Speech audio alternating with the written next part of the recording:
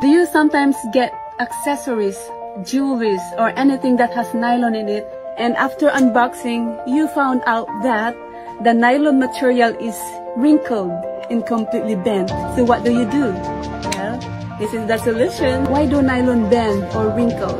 Nylon is a synthetic polymer made from long chains of repeating units. These polymer chains have high level of flexibility, allowing them to move and slide past each other easily. This is exactly what happened to our polymer chains.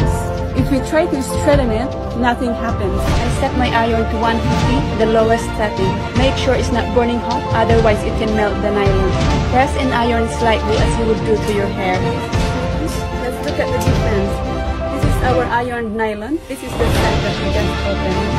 Paired with these handmade earrings, we restored the normal shape of this beautiful necklace. I love how it looks.